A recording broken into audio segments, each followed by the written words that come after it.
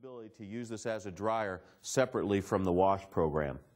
This is our WCAM1812 control panel section, and I know this will help you better use your product.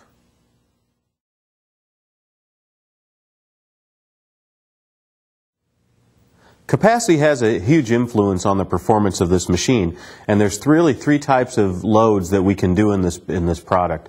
You can do a wash and dry load, you can do a dry only load, or you can do a wash only load. So let's take a look at the three different types of loads that this machine is capable of doing. Capacity has a direct effect on the performance of a combination washer and dryer. And one of the things we have to realize about this machine is that the drum sizes are going to be a little bit different than what you're used to. For example, if you have a conventional washer and dryer setup, the dryer drum is twice the size of the washer drum. And the reason is because as clothes get dry, they actually grow or they get bigger than when they're wet. So you have to give room for those to tumble to get airflow through them along with the heat. When you talk about a combination machine, you're trying to wash and dry in the same size drum, which can be an issue if you aren't aware of the proper way to load the machine. So there's really three different types of loads or three different types of ways you can wash and dry in this machine. The first way is to go ahead and load the machine up completely like we have here and just go ahead and wash it through the program. And what some people do is they actually will take the clothes out and then just hang them up around the house.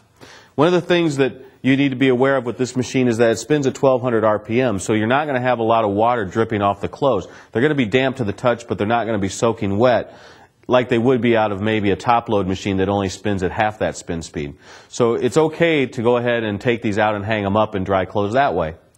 The other way to approach it is to go ahead and fill the clothes up completely, fill the machine up, and then when we get to the end of the wash program, we do a separate dry program. So you would go ahead and just set this to the program you want on the wash cycle. Do not set the drying sequence.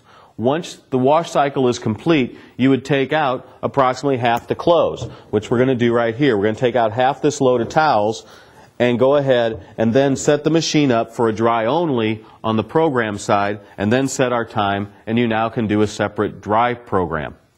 The third way to attempt this is to go ahead and do a wash and dry seamless sequence. And what that means is what we're going to do is set the machine up for our wash program.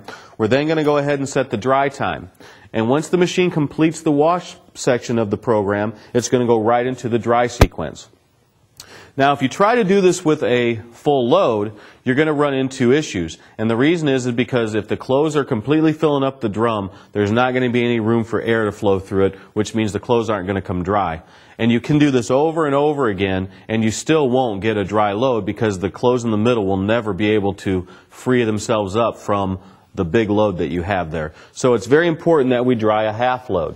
So the ideal way to do this, if you're going to do a seamless wash and dry, is to go ahead and only wash and dry half loads at a time. You'll be much happier with the performance that way than you would if you did a full load.